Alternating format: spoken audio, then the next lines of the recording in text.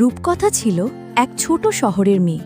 তার চোখে ছিল অনেক বড় স্বপ্ন, একদিন বড় চিত্রশিল্পী হবে। কিন্তু তার পরিবার চেয়েছিল সে হোক ডাক্তার। মা বাবা বলতো, চিত্রাঙ্কন করে পেট চলে না রে মা, ডাক্তার হবে ভালো থাকবে। রূপকথা চুপচাপ শুনত, কিন্তু তার মন পড়ে থাকত ক্যানভাস আর রঙের বাক্সে। স্কুল থেকে ফিরে সে গোপনে আঁকত নদী, আকাশ, মুখ, ভাবনা, স্বপ্ন।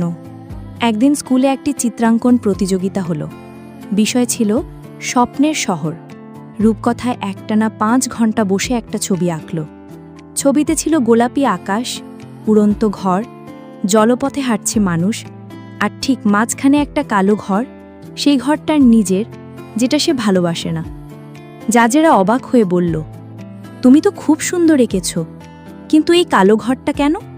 রূপকথা মৃদু হেসে বলল, এই ঘরটাই আমার সত্যি জীবন, বাকি সবটা আমার স্বপ্ন।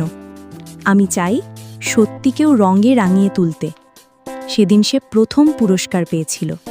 সেই থেকে সে সিদ্ধান্ত নেয়, আর লুকিয়ে নয়, এবার খোলাখুলি নিজের স্বপ্নের পেছনে দৌড়াবে। রূপকথা একদিন মাকে বলল, মা, আমি ডাক্তার হব না, আমি চিত্রশিল্পী হব। আমি জানি এটা কঠিন, কিন্তু এটাই আমার ভালোবাসা। প্রথমে মা বাবা মানতে চায়নি, অনেক অশ্রু ঝরেছিল, কিন্তু রূপকথার জেদ আর প্রতিভা ধীরে ধীরে তাদের মন গলিয়ে দেয়। 1 বছরের মধ্যেই রূপকথা একটি ছোট গ্যালারিতে নিজের চিত্র প্রদর্শনী করে। সেখানেই দেখা হয় এক বিখ্যাত শিল্পী ও আর্ট কালেক্টরের সঙ্গে।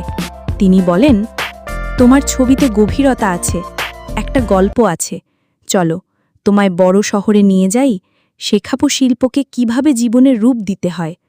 রূপকথা চলে যায় কলকাতায়, শেখে, আঁকে, ভুল করে, আবার শেখে। তার ছবি ছাপা হয় পত্রিকায়, প্রদর্শনী হয় দিল্লি, মুম্বাই, এমনকি প্যারিসেও। কয়েক বছর পর এক সকালে সংবাদপত্রের শিরোনাম হয়, ছোট শহরের মেয়ে আজ বিশ্বের ক্যানভাসে শিল্পী রূপকথা। রূপকথা জানে, আলো তখনই ফিরে আসে যখন কেউ অন্ধকারকে ভয় না পেয়ে নিজের মতো করে রং দিয়ে রাঙাতে শেখে।